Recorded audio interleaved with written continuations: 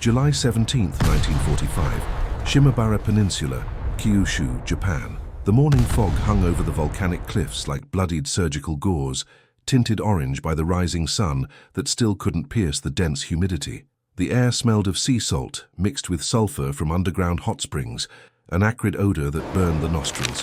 The silence was broken only by the distant cry of seagulls and the occasional rustling of bamboo in the southeast wind, blowing at 14 kilometers per hour. Major James Robert MacDonald, 34 years old of the 3rd Canadian Field Artillery Battery, adjusted the controls of the new SCR-584 radar system mounted in his fortified observation post. His hands, calloused by 3 years of war in Europe, moved with mechanical precision over the calibrated dials, but a vein pulsed visibly at his left temple. Sweat already stained his cotton shirt at 6:23 in the morning.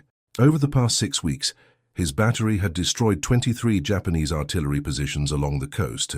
Each of them was between 8 and 11 miles away, ranges that Japanese manuals from 1941 said were impossible for Allied field artillery to reach with lethal precision. But now something different. Aerial reconnaissance had identified at 4:47 a massive concentration of troops at exactly 24,112 meters away, 15.1 statute miles, hidden in a network of lava tunnels on the slope of Mount Unzen. Intercepted intelligence indicated 197 to 203 soldiers from the 312th Imperial Infantry Division, veterans of Okinawa, preparing for a nighttime suicide attack against American Navy positions in Nagasaki. What happens in the next 2 hours and 47 minutes will establish the record for the most devastating long-range field artillery engagement in the Pacific Theater, a record that remains not just until 1945, but to this day in Canadian military documentation declassified only in 2003. But more than that, it will demonstrate something that Lieutenant General Isamu Yokoyama and the entire Japanese command structure never internalized, never managed to process until the last day of the war. That Canadians didn't just have more ammunition or more men thrown against fortified positions. They had something much more dangerous: mathematics, applied physics transformed into surgical death, and an absolute cold absence of moral hesitation when the numbers said that 200 enemy lives could be erased before breakfast got cold. If you love stories not of glorious war heroes, but of men who transformed science into industrial massacre and then had to live with the memories of what technical perfection really means in terms of charred human flesh, hit subscribe, because what comes next isn't glorious. It's precise, devastating, and will show you why the soldier who pulls the trigger 15 miles away doesn't suffer less than the man who dies screaming at the target. To understand why the annihilation of 197 veteran soldiers in 8 minutes and 34 seconds represented such a tactical and psychological shock to Japanese coastal defense commanders, you need to go back to the 1930s and the forging of the military doctrine that brought them to that lava tunnel in July 1945. Japanese defense doctrine for the homeland islands, formalized in April 1945 under the codename Ketsu-go, Operation Decision, was based on 4 assumptions considered unbreakable by Tokyo's military elite. First, Allied field artillery had a maximum effective range of 18,000 meters. Any position beyond that was in a relative safety zone where only naval or air bombardment posed a threat, and both could be mitigated by deep underground fortification. Second, accuracy decreased exponentially with distance. At 10 miles, even the best American gunners would have dispersion of 200 to 300 yards, making it area fire, not precision fire. Tunnels with narrow entrances of 8 meters width would be virtually impossible to hit directly. Third, direct visual observation was necessary for precision fire. Positions on opposite mountain slopes, hidden by terrain or fog, were effectively immune until infantry advanced to direct line of sight. Fourth, ammunition cost would prohibit prolonged barrages at long distances. 88mm projectiles weighed 15 kilograms each. Transporting thousands of them across the Pacific and then firing them at targets you could barely see was logistically unsustainable for an army already fighting on 2 fronts. These assumptions weren't delusions. They were based on rational analysis of every battle from 1942 to 1944, from Guadalcanal to Iwo Jima, where these rules proved repeatedly correct. General Kuribayashi had written from Iwo Jima, In December 1944, the enemy hates close combat. Force them to come to us, and their artillery becomes irrelevant. Distance is our armor. The fortification of lava tunnels wasn't desperate improvisation. It was sophisticated military engineering based on proven successes. At Peleliu, September 1944, 10,900 Japanese in coral caves resisted for 73 days against an American force of 28,000, inflicting 10,795 casualties. Naval artillery fired 1,136 tons of explosives on the island, most exploding uselessly against solid rock or entering tunnel mouths only to have their shockwave absorbed by 90-degree angles in the internal galleries.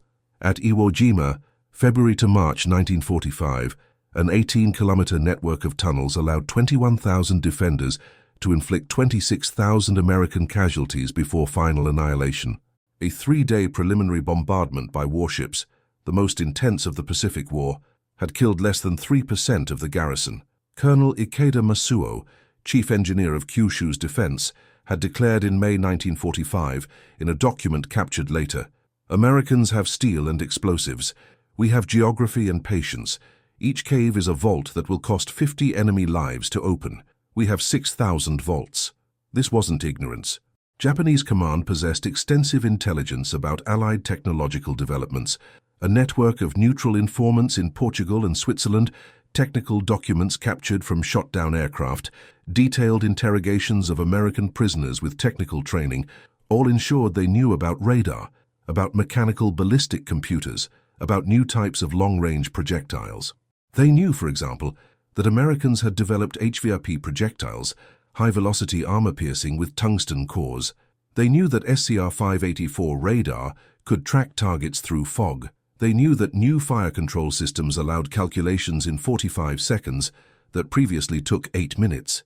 What they didn't capture, what they couldn't internalize until post-war interrogations in November 1945, was the difference between having these technologies separately and integrating them into a single cohesive system operated by crews trained together for 6 months continuously. They knew radar existed. They didn't know it would be mounted 8 kilometers from the artillery battery, connected by buried field telephone cable, transmitting corrected coordinates in real time every 15 seconds during a 20-minute engagement. They knew tungsten projectiles penetrated better. They didn't know that combined with new temperature-stable propellants, they would allow muzzle velocities consistent enough for dispersion of only 12 meters at 24 kilometers, sniper rifle accuracy at heavy artillery scale. They knew Canadians were well trained. They didn't know that Major MacDonald and his crew of 23 men had fired 2,147 practice projectiles since March 1945, more than most Japanese batteries fired in 2 years of war. Japanese prepared meticulously for the wrong threat. Kyushu Command had spent 340,000 man-hours digging additional deeper tunnels, some with 90 meters of solid rock as protection. They wasted 890 tons of concrete reinforcing entrances against 500-pound bombs, when the real danger would be 88 millitons projectiles designed not to explode, but to penetrate narrowly and ricochet inside confined spaces. They trained troops to resist infantry attacks with grenades, swords, and suicide demolition charges. They didn't train to remain psychologically functional when rock walls around them began transforming into supersonic splinters, when air filled with lava dust that cut lungs, when comrades simply disappeared into red mist without ever seeing the enemy. What they should have done was simple in retrospect: maintain positions no more than 12 kilometers from any coast where Allied ships could provide immediate counter-battery, or disperse troops in groups of no more than 30, making each concentration economically unviable for prolonged barrage. But doing so would violate the very core of Ketsugo doctrine: mass defense, fanatical resistance, inflict maximum casualties to forced negotiation instead of unconditional surrender.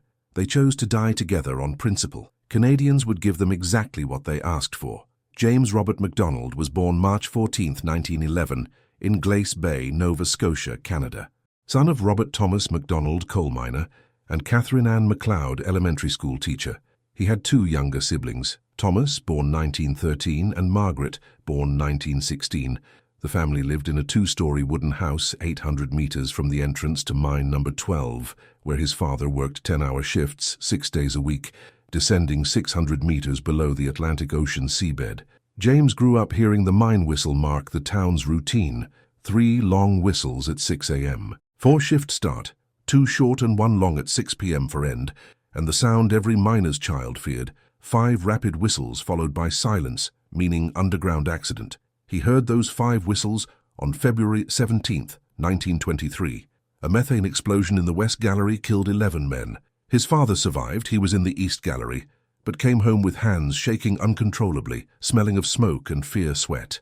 James, 12 years old, saw his father cry for the first time. That solidified something James already knew.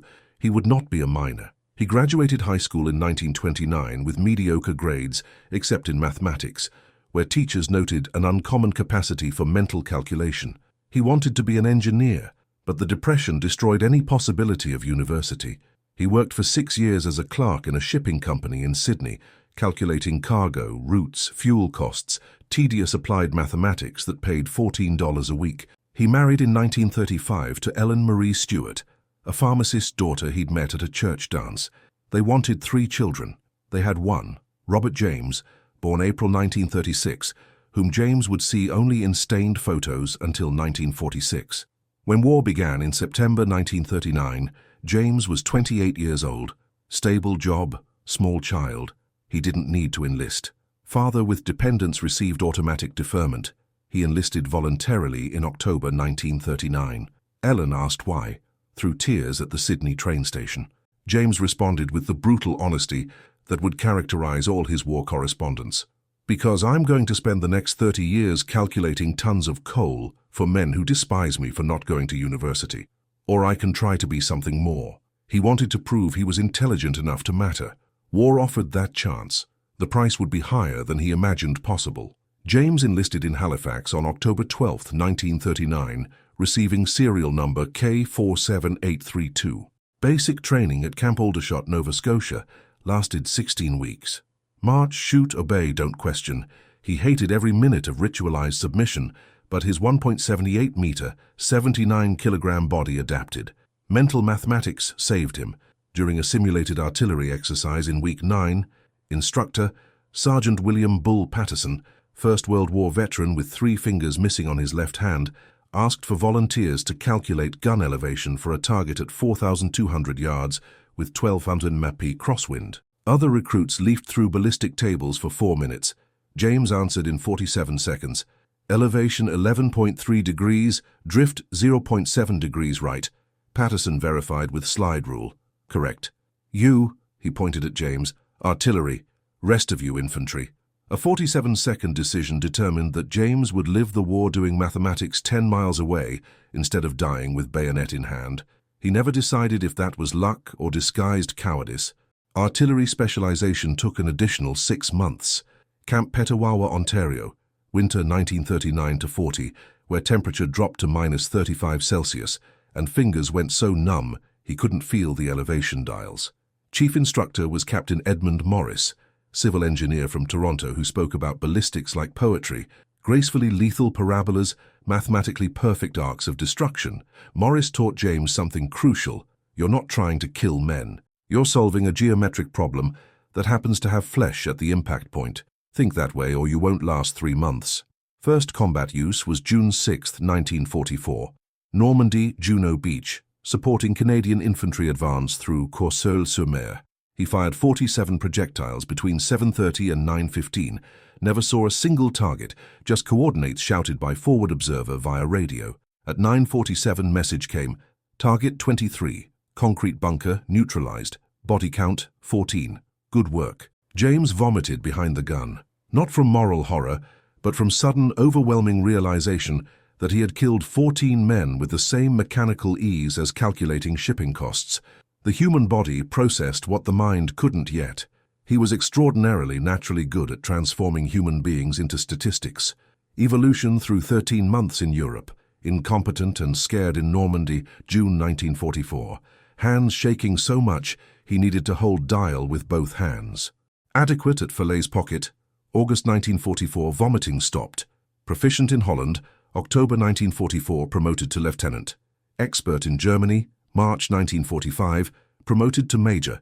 847 recorded shots, 43 confirmed targets destroyed. When the war in Europe ended in May 1945, James was one of 12 Canadian artillery officers selected for transfer to the Pacific. Specific command, specialists in long-range precision fire. Preparation for invasion of mainland Japan, Operation Downfall, where every mile artillery could reach beyond the beach, would mean hundreds of infantry lives saved. James accepted without question. Ellen wrote a letter asking why he hadn't asked to come home. He didn't respond for 3 weeks, and when he did, he wrote only, "Because I'm too good at this to stop." July 3, 1945, Shimabara Peninsula, Japan. James received coordinates for target designated Concentration 17. Lava tunnel confirmed to be sheltering 80 to 120 enemy troops. Intelligence included a new detail. Decrypted intercept indicated the position contained wounded soldiers evacuated from Okinawa, many without combat capability, awaiting transport to hospital in Nagasaki. Orders remained: destroy enemy concentration. Wounded were still enemies. James stared at the coordinates written on sweat-stained paper for 11 minutes. His right hand trembled for the first time since August 1944. He talked with Lieutenant Harold Green, his fire control officer, smoking players' cigarettes near the command post at 2:30 p.m. Green, 23 years old, son of a pastor from Alberta. "You think they wouldn't shoot our wounded?" James: "It's not about what they would do. It's about what we become when we stop seeing the difference." Green: "I see the difference. Difference is our men are going to invade that beach in September, and those wounded will miraculously find rifles and grenades. I see it clearly." James: "And when you close your eyes at night?" Green: long pause. "I keep them open as long as I can." James fired on Concentration 17 at 3:22 p.m. 17 projectiles, 3 minutes and 40 seconds. Observers reported tunnel collapse.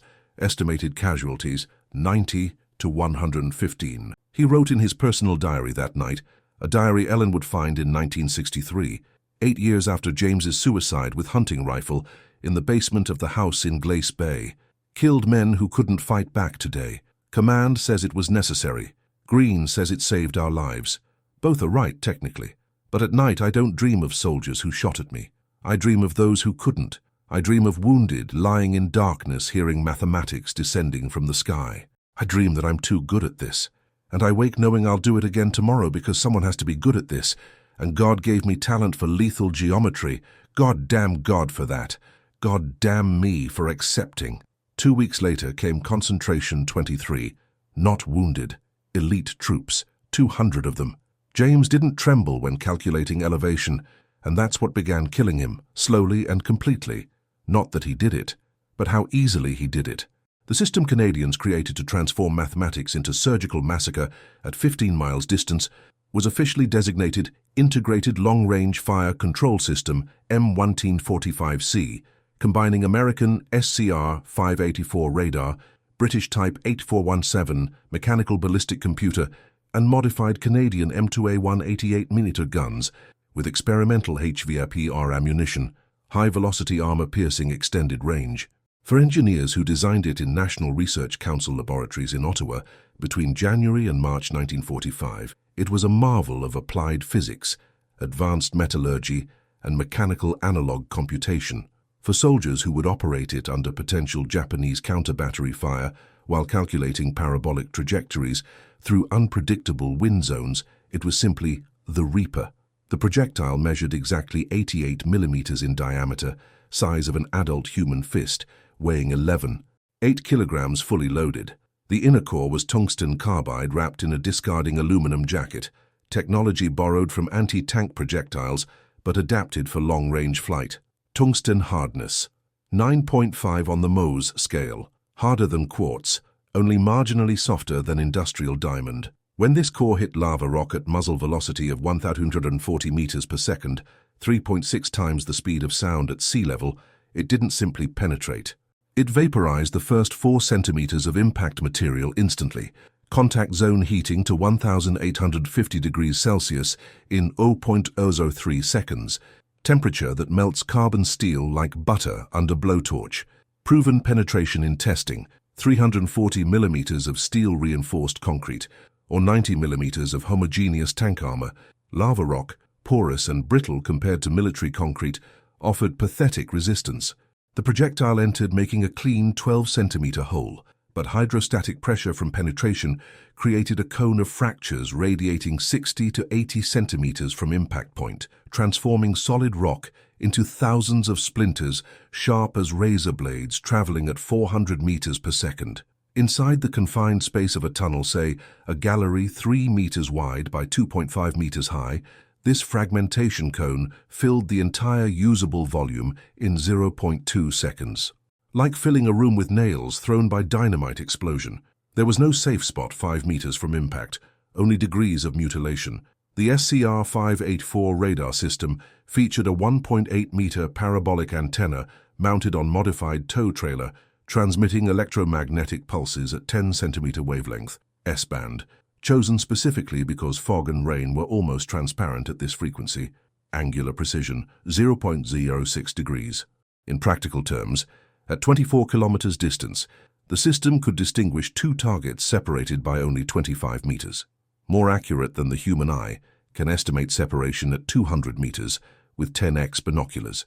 The antenna completed a 360-degree rotation every 0.8 seconds in search mode, or locked on specific target and updated position every 0.15 seconds in tracking mode. The operator saw the target not as visual form, but as intensity peak on a green phosphorescent cathode ray tube oscilloscope screen, a peak that danced gently left or right as the target moved or remained fixed as rock, literally, when target was stationary fortified position. Heat from the cathode tube warmed the operations cabin to 32 degrees Celsius, even on a July morning. The operator, Private David Chen, 21 years old, son of Chinese immigrants from Vancouver, only man in the battery with pre-war amateur radio experience, worked in sweat-soaked undershirt, eyes 30 centimeters from screen, correcting target drift caused by Earth's rotation, altitude, wind, atmospheric density variations.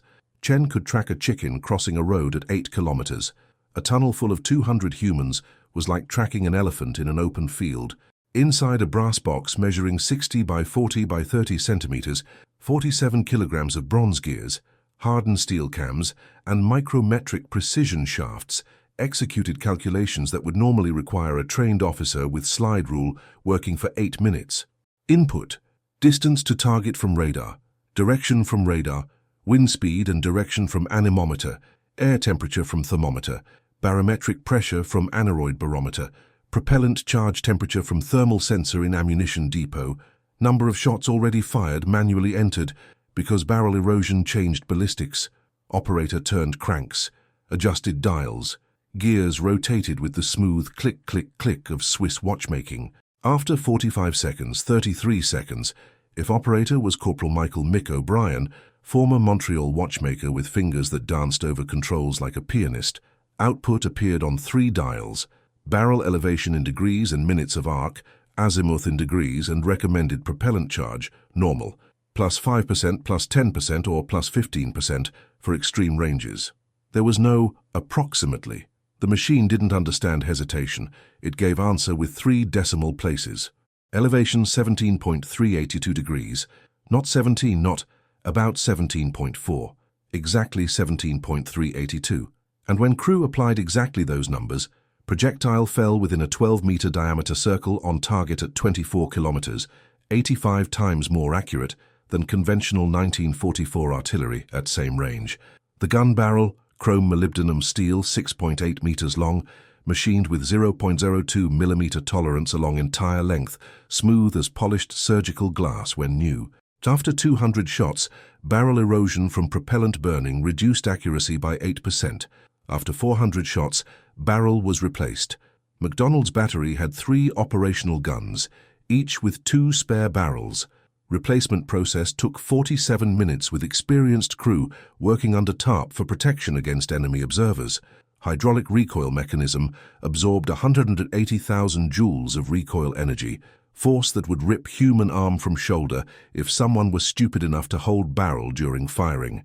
Hydraulic brake system with dual 15-centimeter diameter cylinders dissipated that energy in 0.4 seconds.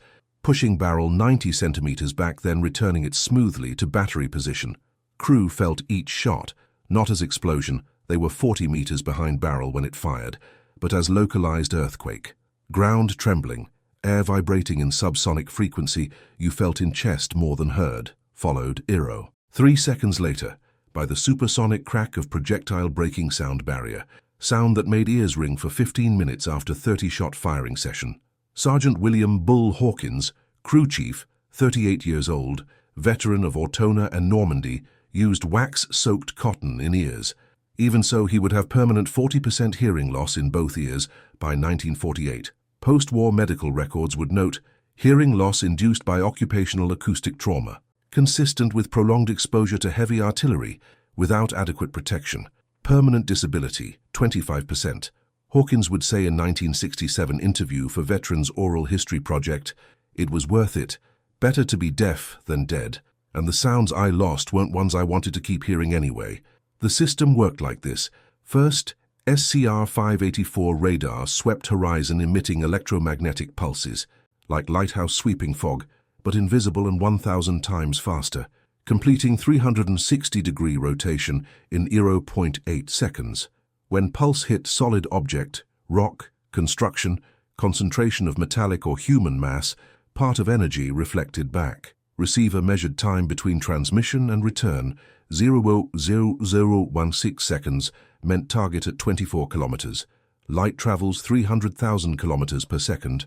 Round trip equals 48 kilometers divided by 300,000 equals 0.0016 seconds. Second, Private Chen locked radar in continuous target tracking mode, keeping green cross of oscilloscope centered on return peak. His hands adjusted controls constantly, compensating for atmospheric drift. Every 15 seconds, he read coordinates from screen: azimuth 247.4 degrees, elevation 2.1 degrees, distance 24,112 meters, and shouted to Corporal O'Brien via field intercom. Third, O'Brien turned dials on ballistic computer, entering target coordinates plus environmental data. Southeast wind, 14 kilometers per hour at 30 degrees to line of fire, temperature 23 Celsius, pressure 1,013 millibars, ammunition temperature 28 Celsius, barrel erosion 187 shots, gears rotated, cams turned, and after 45 seconds, firing solution appeared. Elevation 17.382 degrees, azimuth 248.1 degrees, propellant charge plus 12%. Fourth, O'Brien shouted solution to Sergeant Hawkins supervising gun crew. Gunner Henry Walsh, 24 years old, Saskatchewan farmer, turned elevation wheel, 118 rotations for 17.382 degrees. He counted each one quietly, while loader Thomas Brennan, 22 years old, Newfoundland fisherman, inserted 11.8 kilogram projectile in breech, followed by propellant charge in green silk bag, normal charge, plus 2 supplementary 6% modules each to reach plus 12%. Fifth, Hawkins verified everything. Optical level showing gun perfectly horizontal, azimuth confirmed on magnetic compass corrected for local declination, elevation confirmed on precision inclinometer, correct charge, correct projectile, crew clear of recoil zones. Sixth, he pulled firing cord. Firing pin struck primer. Flame traveled through propellant charge in 0.008 seconds. Chamber pressure reached 3,400 bar, 50,000 pounds per square inch, pushing projectile through barrel. Acceleration, 0 to 1,240 meters per second in 6.8 meters of barrel equals 113,000 Gs average acceleration. Any organic object inside barrel would be atomic paste. Tungsten carbide projectile withstood comfortably. Total time from target identification to first shot, 2 minutes and 34 seconds for well-trained crew. Subsequent shots with target already tracked, 38 seconds between each. This wasn't visual observation by gunner looking through binoculars, veteran crew intuition estimating distance by experience, or trial and error based on where previous projectile fell. It was ballistic physics, mechanical analog computation, and radar-guided targeting transformed into precise, surgical, mathematically implacable lethality. It was science, and science has no mercy, no remorse, no moral hesitation, only accuracy. And on July 17, 1945, at 6:47 in the morning, That accuracy would be aimed at 197 men who didn't know that mathematics can kill as efficiently as bullet. July 17, 1945, 6:47 hours local time. Shimabara Peninsula, Kyushu, Japan. Temperature 24 Celsius, rising to predicted 31 Celsius by noon. Southeast wind, 14 kilometers per hour, steady. Visibility 800 meters in morning fog, hanging over volcanic slopes like wet blankets, but radar saw through it like winter clear air. Major James Robert MacDonald stood in the fortified observation post, hands clasped behind back to hide almost imperceptible tremor in fingers. He looked through narrow observation slit toward Mount Unzen slope 24,112 meters distant, so far that mountain was just bluish form in fog, indistinguishable from low cloud. He saw occasional birds. He saw bamboo swaying. He didn't see 197 human beings who would die in less than 9 minutes. Single, cold, internal thought. Just another concentration. Numbers on screen. Don't think about names, you'll never know. Canadian position. Grid 34S 428772. Semi-buried concrete fortification 400 meters from coast. Elevation 120 meters above sea level. 3 M2A1 guns positioned in triangle with 80-meter separation, each in earth revetment covered with green net camouflage. SCR 584 radar, 8 kilometers inland, connected by field telephone cable buried 60 centimeters deep. Japanese position. Natural lava tunnel on northeast slope of Mount Unzen, elevation 340 meters. Main entrance 8 meters wide, 4 meters high, oriented 287 degrees northwest. Intelligence indicated 3-level tunnel system with maximum depth of 40 meters below surface, connected by natural ventilation shafts of 1 to 2 meters diameter. Numbers. 197 soldiers confirmed by radio traffic count. Each 10-man unit had radio operator. 20 unique calls identified in last 18 hours. Multiplied by 10-3 for redundancy equals 197. Equipment. Type 38 rifles. Type 96 light machine guns. Estimated 8 to 12, Type 89 50mm light mortars, estimated 6, grenades, suicide demolition charges, personal katanas for officers. Exact distance, 24,112 meters measured by radar, confirmed by triangulation on captured 125,000 topographic map. Last intercepted communication, 6:34 a.m.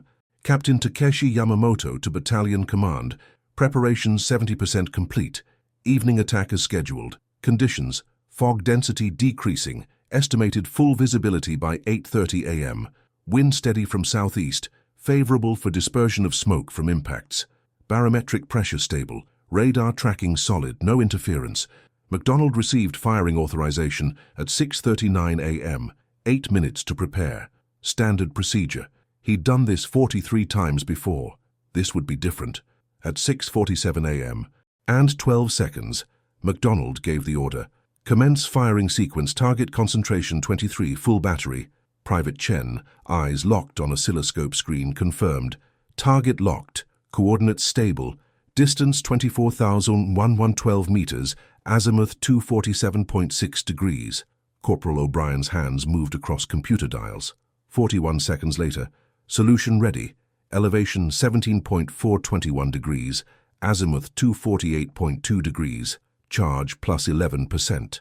Sergeant Hawkins at gun number 1. Solution set. Gun ready.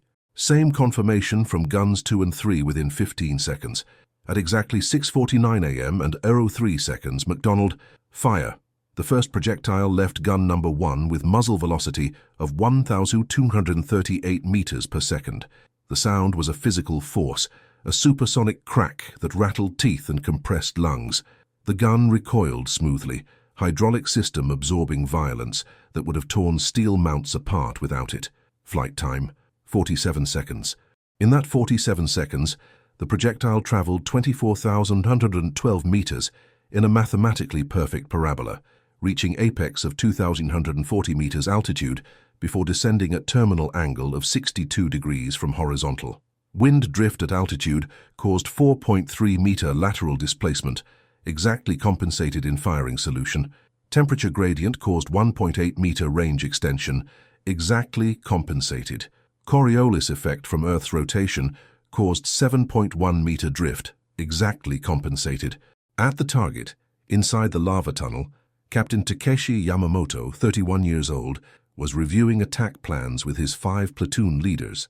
The map spread on volcanic rock showed Nagasaki harbor positions, approach routes, timing sequences. Around them, 197 men, veterans who'd survived Okinawa when 110,000 of their comrades hadn't. They'd survived because they were smart, disciplined, and lucky. None of those things would matter in the next 8 minutes and 34 seconds. Private Kenji Tanaka, 19 years old, son of rice farmer from Niigata Prefecture, was writing letter to his mother near tunnel entrance. He'd written 14 letters since Okinawa, mailed none, kept them in waterproof pouch, planning to mail all at once when he survived. The letter read, "Mother, the tunnels here remind me of the storage cellar at home. Dark, cool, smell of earth. I feel safe here. War cannot reach us underground. We will attack tonight. I'm not afraid. Tell father I remember what he taught me about courage." He never finished that sentence. At 6:49 and 50 seconds, the first projectile hit 4.7 meters left of tunnel entrance, striking lava rock outcrop at 1,238 meters per second. The tungsten carbide core vaporized the first 4 centimeters of impact point instantly. Temperature at contact zone, 1,850 degrees Celsius. The rock didn't just shatter. It exploded into a cone of fragments traveling at 400 meters per second, thousands of razor-sharp lava splinters filling the air. Private Tanaka, 12 meters from impact, felt something hit his chest. No pain initially. He looked down and saw pencil still in his right hand, letter paper on ground, and blood spreading across his uniform shirt from 7 rock fragments embedded in his torso, the largest one 8 centimeters long, having penetrated 11 centimeters deep, severing descending aorta. He had 23 seconds of consciousness remaining. He used them trying to put fragments back into the rock, as if that would undo what just happened. His fingers couldn't grip properly. The rock fragments were slippery with his own blood. He died at 6:50 and 13 seconds, 67 meters from where his unsent letter to his mother lay, now spattered with blood and pulverized lava dust. Inside the tunnel, Captain Yamamoto heard the impact, felt the shockwave compress the air in his lungs. His first thought, he would later tell interrogators, was mortar fire. Close but not accurate. They were safe deep in the tunnel. He was catastrophically wrong. At 6:50 and 28 seconds, gun number 2 fired. Flight time, 47 seconds. At 6:50 and 49 seconds, gun number 3 fired. Flight time, 47 seconds. Private Chen called corrections based on smoke and debris cloud from first impact. Adjust right 2.3 meters, down 0.8 meters. Corporal O'Brien input corrections. New solution in 12 seconds.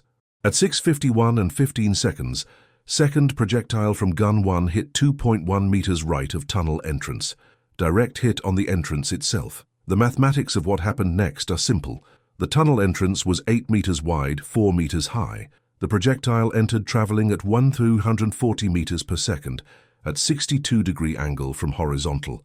It struck the sloping tunnel floor 3 meters inside entrance and ricocheted, still traveling at 890 meters per second after rock impact slowed it. In confined space, ricocheting tungsten carbide projectile doesn't dissipate energy gradually. It becomes a steel-jacketed ball in a stone racquetball court, bouncing wall to ceiling to floor to wall at velocities that turn stone into shrapnel with each impact. The projectile ricocheted 4 times in 0.8 seconds, traveling 47 meters into the tunnel before final impact shattered it into 23 major fragments and several hundred smaller ones. In its path were 31 men. Sergeant Hiroshi Matsumoto, 28 years old, was the first to die, 9 meters from tunnel entrance, struck by intact projectile moving at 890 meters per second. Impact was to his upper torso. The projectile, designed to penetrate 340 millimeters of steel-reinforced concrete, went through human torso like it wasn't there. Matsumoto was dead before his body registered pain. Nervous system severed before pain signals could reach brain.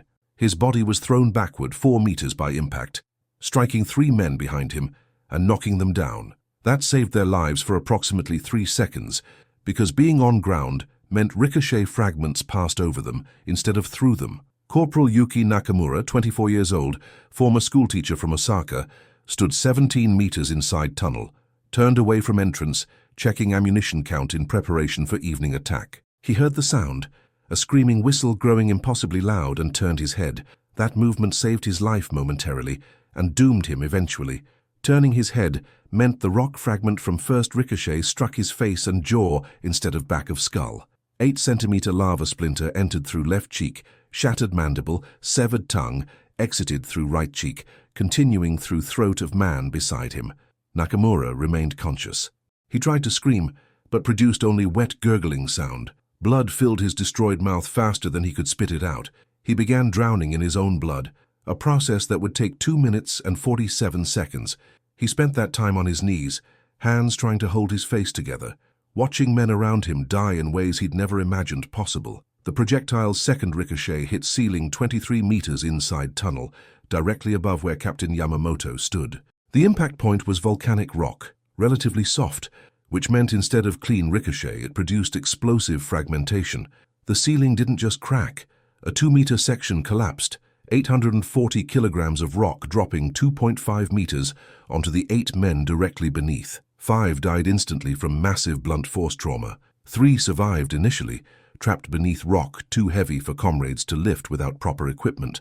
Private Akira Suzuki, 20 years old, was one of the 3 trapped. Rock slab across his legs from knees down. He was conscious, screaming. The rock had crushed both femurs and both tibias. His comrades tried to lift it. 4 men couldn't move it. 6 men couldn't move it. He screamed for 4 minutes and 18 seconds until blood loss caused unconsciousness. He would die 37 minutes after attack ended, still trapped, before any attempt at medical evacuation could be organized. At 6:51 and 16 seconds, projectile from gun 2 hit 1.4 meters left of entrance. Similar effect. Ricochet into tunnel. This one traveled deeper, 63 meters, before fragmenting.